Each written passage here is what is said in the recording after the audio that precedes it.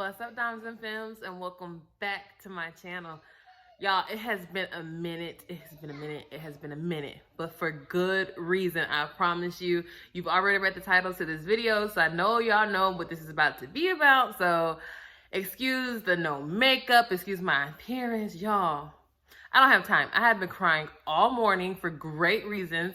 My wife just bought a truck. I'm so proud of her. Not like a truck like put in your garage. I'm talking about a tractor, 18-wheeler. I'm so proud of her. So y'all gonna have to hear about that because I'm very, very, very proud of her. My kids are building a fort in Giselle's room, so you're gonna hear them talking. I'm trying to keep them as quiet as possible. I'm sitting in my living room because this is the best lighting in the house right now. So I just wanted to make this like an impromptu video. No special editing, no special makeup, no nothing. I didn't want to prep for it. I just wanted to sit down and talk to you guys and kind of fill you in on what's been going on. It'll probably be pretty quick, hopefully. Y'all know I ramble, but it'll probably be pretty quick because it's not a lot to really say. But if you want to know all that I have to get into about our adoption and you want to figure out what's going on, then you already know what to do. Just continue to watch and let's get on with the video. Okay, so this is so weird for me, but yet so exciting for me. So if you guys are just not clicking on this video, you had no idea about anything that I'm about to say, and you don't follow me on Instagram or my wife on Facebook, then you don't know that my wife and I are adopting a baby girl. We're adopting a baby. I can't, like, that is weird. That is so weird for me to say because, like, who am I? How am I able to adopt a baby? Why am I old enough to be able to adopt a baby? Like, how is this happening? But when you hear about, like, adoptions, you kind of hear about, like, people who are, like, kind of rich and, like, well off and all this stuff. Like, they adopt babies and they spend, like, $90,000 on adopting a baby and stuff.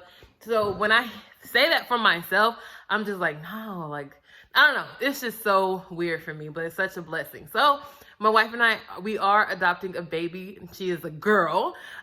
We announced that on our social media platforms already. We just did it. The time that you're seeing this video, we would have announced it 2 days ago. Hi, future self. But yeah, so like we would have announced it like 2 days ago. We've been keeping this a secret, so we just kind of just wanted to hold off from announcing anything like the very first day, just in case anything had changed. This has been a couple of months in the making. Baby girl is almost here in 10 weeks, I believe, or maybe 11 weeks. Baby girl will be here. So birth mom is heavily pregnant right now. So let me start from the beginning and we'll jump into it. As you guys know, in my last video that I did months ago, I told you guys that Sean and I, we moved to Oklahoma to become foster parents. I mean, that wasn't the reason we moved to Oklahoma in March, and we knew we wanted to foster to adopt. We wanted to be foster parents to foster a baby to adopt. That was always the goal, to grow our family. We're two women. We know we can't make a baby. The whole experience with Christian was great, but it was not great at the same time. All the reasons about that I've already expressed a million times, on top of the fact that my wife was an evil pregnant person and I was a complete mad, crazy, expected mom to be, which my birth mother now knows that I'm a crazy, mad, crazy, expected mom to be. If you're watching this, birth mom, you know I'm calling you birth mom because privacy and stuff. But if you're watching this, girl, you can already vouch that I'm kind of crazy. I'm kind of intense. I'm kind of all up in her business. So I just didn't really want to go that route again with my wife because my wife was just really mean and gross and nasty when she was pregnant. I thought I would be different this pregnancy with my birth mother, but not really. But so back on track, y'all know I ramble. We wanted to grow our family through foster care and adoption. So we started the process in March and it has been everlasting, ever going. So towards the middle, like towards June, because in March when we started this, it was projected to take only 3 months before us to become foster parents, to take a placement and to start fostering. And if that child became available for adoption, then we could adopt that child. Like not like within a month. It would have took probably some time, but we would have had a child in this house and getting to the point of adoption through foster care. So that's what we thought. They said 3 months and it was not 3 months, y'all. It was not 3 months. Up until yesterday, September the 11th, we got the news that we are finally licensed foster parents. this crap took forever, okay? Okay, I digress. So, in the midst of all of this, taking forever to get licensed to be foster parents, I was kind of getting really pissed with it and just over it. My mother came to me. My mother is in Virginia. You guys know that I'm originally from Virginia. My mother came to me and she said, I have a woman here that I know in Virginia that is looking to place her child up for adoption. And I guess it was kind of like, sort of like our birth mother. The woman that my mom was talking about is our birth mother. And I guess how they met, like my mom was saying something along the lines, because my mom knew of this person, of our birth mother. And excuse me if I say things like this person or my birth mother like a lot, because obviously I cannot give you guys her real name. I cannot disclose any of her identity, her business, none of that. This is not about that. This is about my wife and I.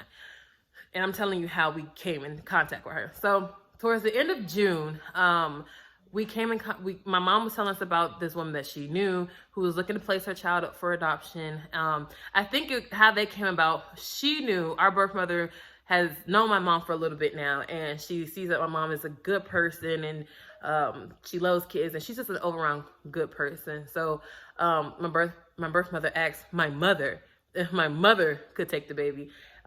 This is what my mom says. I have not asked my birth mother this is accurate, but and then so my mom was like, no, I'm old as shit. Like, I'm not gonna take a baby. But my daughter is wanting a baby. My daughter is becoming a licensed foster parent. Her and her wife, they can't physically make a kid. So they're looking to do this. So I'll just run this information by my daughter.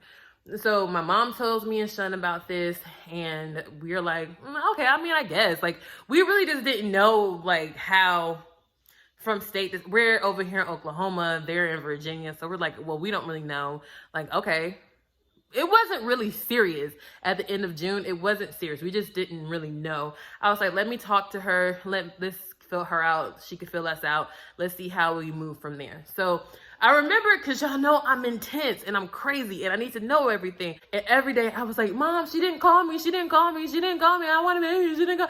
My mom was like, calm the fuck down. You've got to calm down. So that was at the end of June. And our son's birthday is July 3rd. And I remember on Friday, July 3rd, I was headed to Walmart to pick up a cake for his birthday. And she called me. The birth mother called me. And I was like, oh, like at first I was just kind of like, this is like, ain't nobody serious. This ain't happening. And then she called me and I was like in love. And from that first initial phone call, we were hooked. We were attached. And I felt like this is gonna happen. This is gonna happen. So that was at the beginning of July. We're still going through the licensing process, and then now we're having this conversation with our birth mom, and she is saying all the things that we need to hear and all this stuff. But remind you, I still don't know like how to go about getting this child. Like at this point, I think she was like 5 months pregnant at this point. Were you 5 months pregnant? Something. She was already pregnant. It was no going back. I know that much. So, we were just like, oh, okay, like this is good, but we really weren't sure. So, me being intense and on top of my shit, the very next thing I started doing, throughout the time of the month of July was contacting attorneys and lawyers and just doing my research via Google.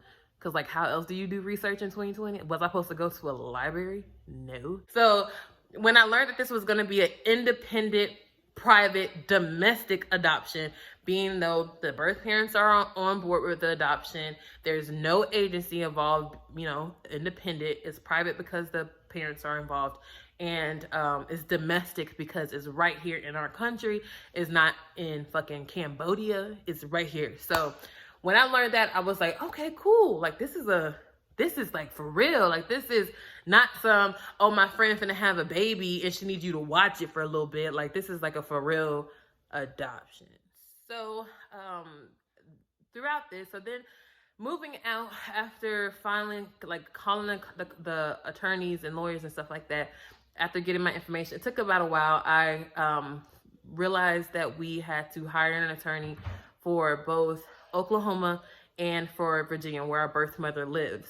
Again, I will say I got a lot of questions when I posted this on Instagram, and people were asking like for tips and like, how much does it cost, and like what are some tips that I can tell you guys how you can go about an adoption.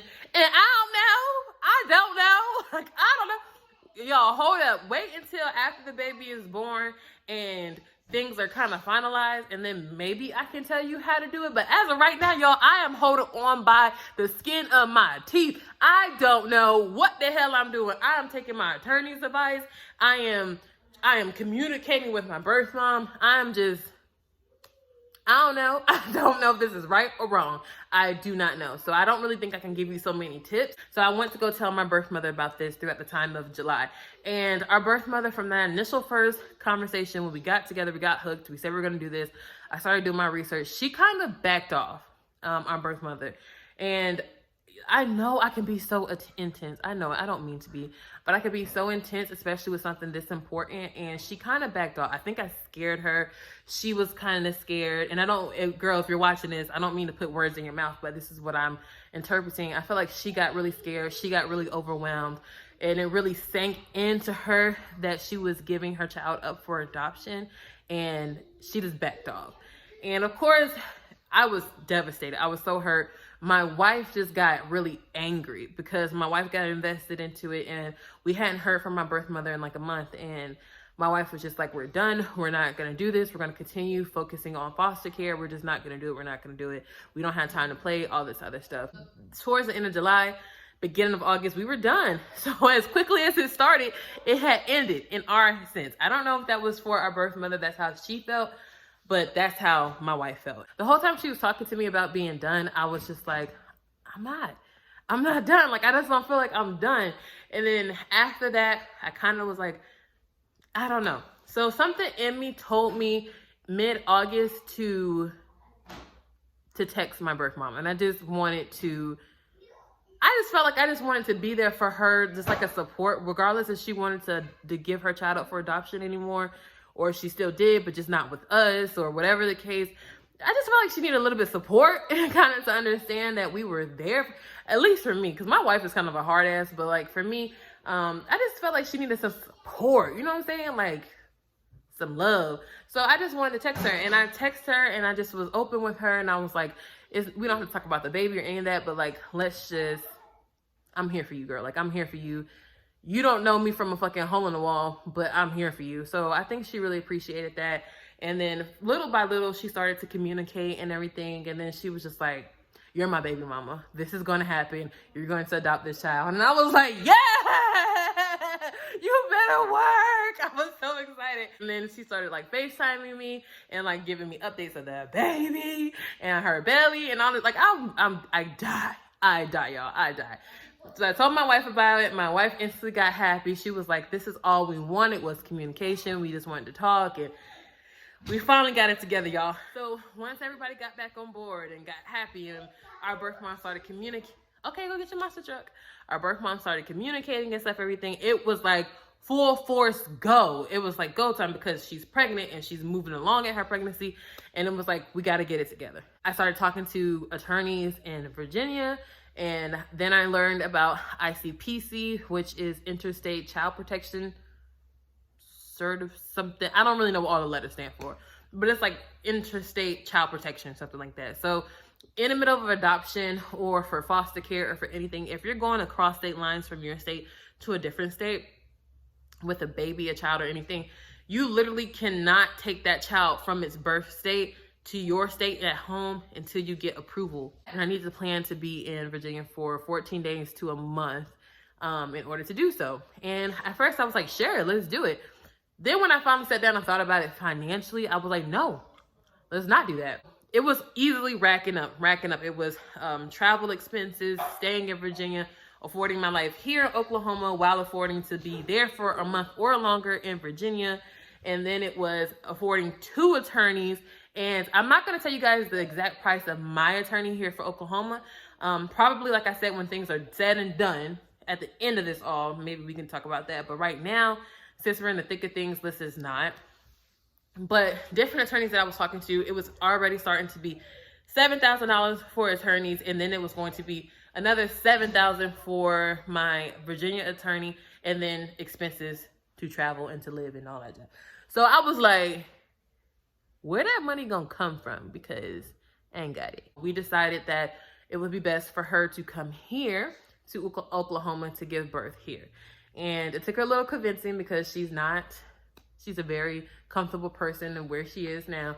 So, you know, us to be almost strangers to her, to come to our playing field, I'm pretty sure that couldn't be easy for her. But we decided on that. Like there's sacrifice on both parts of this. I don't want you guys to feel like birth mom is giving her child up for adoption and now she has to live in this weird place. Like, she has her comforts. We've worked out things, contracts are signed. She knows everything. Like, she's gonna be comfortable. I can guarantee you guys she's gonna be comfortable. But that's like the legal kind of aspect of it all. So the last like little tidbits of it all, the fun stuff of it, I know it's fun for birth mom too, is I needed to see this baby. We needed to see this baby. She did not find out the gender beforehand. So we did fun fetal. And because I just couldn't wait. Like, she had a doctor's appointment coming up, but it was like so far out. And I was like, I need to know the gender of this baby ASAP. So we did fun fetal. And she went to that. And y'all know I'm an emotional wreck all the time. I cried the whole time. Because she did an ultrasound before fun fetal. And the baby did not open its legs. So we did not know what the baby was. And so then the next day we did fun fetal, and I was like, birth mom, you need to drink sweet stuff, eat sweet stuff, do some jumping jacks, flip this baby around, do something, girl, because we need to see what this baby is. She did all that, and like everybody, my best friend was there, and it was just my best friend, her at the time friend, and then birth mom, the only people in the room, and everybody was swearing it was a boy. Everyone was swearing. My wife was swearing it was a boy. My mom personally knows birth mom, so my mom was like, oh, I see that belly all the time. That is a boy. She carries it really low. Her belly is low. This is a boy. Everybody's saying that, and the whole time I'm like, no, this is a girl. This is a girl. Y'all, backtrack. Y'all know I've been praying for a girl ever since I had my daughter Giselle. Giselle is the epitome of a tomboy. Nothing girly about her. Even birth mom was calling it boy. And then we were at the ultrasound where I was on FaceTime. And the technician was like, I think this baby's gonna surprise all of you. And then so she did it, and she was like, oh yeah, this baby is all girl. And I lost it. I was like, oh my God, I can't believe it. Like, the Lord is finally giving me a girl. Like, y'all, that was just like one of those moments that like you just cannot believe. Like, everything was coming to like full fruition. Like, it was just so amazing. And so I'm talking to birth mom. I was like, oh my God, girl, do you want a girl? And she was like, Dominique, don't talk to me. You got your damn girl. Don't talk to me till I give birth. And I'm like, oh, but I love you so much. I want to talk to you all the time. And she's like, you're so annoying. Like, leave me alone. You got your girl. Leave me the hell alone. So I was like, okay. Me and the kids, we stopped. We ran to the store. We got a little girl onesie and a bag and confetti and stuff. And when my wife got into the car after work, when we picked her up, she was like, so what are we having? And I let her go through and I did a whole card and all this stuff. And she was over the moon. She was shocked. She thought it was going to be a boy too. So Sean was just over the moon. Sean's been wanting a little girl too. She always says that she's a boy mom, including Giselle. She always says she's a boy mom. And she was like, oh, this little girl is going to be pinked out. The first thing she said was, this baby's going to be in pink and gray all the time. Pink and gray. So I was like, you got it. So everybody just kind of like rejoiced and everything. And I could tell birth mom was really happy. And I know she was shocked, and we were really happy. So we did a gender reveal for both of our families. We had my family and birth mom. I include my birth mother in everything. I don't know if she necessarily wants to be included in everything. I don't know if that's how you're supposed to do things in adoption. I don't know. I don't know the etiquette of adoption. But to me, I love her, and she's included in everything. So before I close this out, I just want to answer just a few common questions I was getting so far from people on Instagram and stuff. Just like really quick. It was, so is this an open adoption or a closed adoption? When birth mom gives birth, like, what is the role she's playing? And our adoption is going to be a totally open adoption. Open all the way. This is new for all of us, so I'm pretty sure we're all gonna mess up somewhere in this, but I hope that we all have the patience and the grace to get through this and learn this, because we got baby girl for life, and birth mom knows that. So definitely an open adoption. And I think that's just better for everybody involved. Two, a big thing about baby girl's name. So for one, we will not be announcing baby girl's name until after she is born. Two, birth mom wanted to name baby girl. So baby girl does have a name right now. She does have a name right now, and it's what her mom came up with. So my wife and I, the whole thing about the name is kind of weird, because we have a name that we are going to name her once her adoption is finalized. We've had the name for years and years now, when we thought we were having a girl with Christian. So we have a name that we want to name her, but birth mom wanted to give her a name as well too. So we've all come to the agreement on that. We've been able to talk about that and agree. So she does have a birth name. She will always have that as a part of her history. And then on her amended adoption birth certificate, she will have the name that my wife and I give her. I mean, that's another thing I would say. If our birth mother gets a cesarean, Shun, she's gonna have to be in there with her, because unless Shun's like not here in the state, then I will man up. But if I don't have to man up, I'm not doing it. So, and I know we have COVID law here too, so I don't think Shun and I both can do the birth and all that stuff. So Shun can handle it. Y'all seen Shun's birth video? Shun can handle it. Don't ask me, because I'm not doing it. So this was pretty much like a really, not very quick, because I know I talk a lot. So about 30-minute video, a quick-ish update to kind of let you guys know what we're doing, how we got to this point, where we're at right now. We're not at a standstill. We're kind of like at this like standstill-y, limbo-y phase, where we're just kind of like contracts and attorneys and getting things together for birth mom to get here. We're kind of like in that last 3 months phase, where it's just kind of like coasting by, like nothing really is happening. Last month, like all the stuff was happening. And then this month right now is kind of like limbo. Next month, all the stuff is happening again. So I'm kind of gonna enjoy calming down. I have some stuff here that I ordered for baby girl. So I'm just enjoying like not overly worrying, just kind of like, do I have enough stuff for a child? Kind of like that situation. So again, I will say with foster care, since we will be signing contracts next week, I do not believe Shun and I will be taking a foster care placement. I know we worked so hard to get here, to take a foster care placement, to be foster parents, but I just feel like God intervened on this full force. And I feel like God delayed our foster care process and literally put our birth mother in our lap so we could focus on her, and so that we could focus on this adoption. Like, he knew that we wanted to foster to adopt anyway. And in a sense, I just feel like he delayed all the things that we went through with foster care. I feel as though God delayed it so we could focus on this adoption and get our child this way. Because like now, like we weren't going to announce that we were going to say anything. We weren't going to say anything. And then we announced it on Friday, and then all of a sudden later in the day, it was like, okay, you guys are foster parents. And we're like, what? Like, God, you are showing out. Like, you're for real showing out. So I don't think we're going to be taking a placement. I don't know what the future for us in foster care holds. In my head, if I had to answer you guys right now, I'm still going to foster in the future. Mama gets overwhelmed quickly, so I do not believe it'll be when our baby girl is a newborn. I don't think it's going to be in the first year of her life. It'll probably be when she's around Christian's age, 3, and then we will foster. Because my foster license is for the next 5 years. So I have 5 years to make that decision, but it ain't going to be when she's no newborn. I'll tell you that much. Yeah, I don't think I'm leaving out anything really important. I don't know. I'm just so thankful. I am so thankful. So thankful for our birth mother.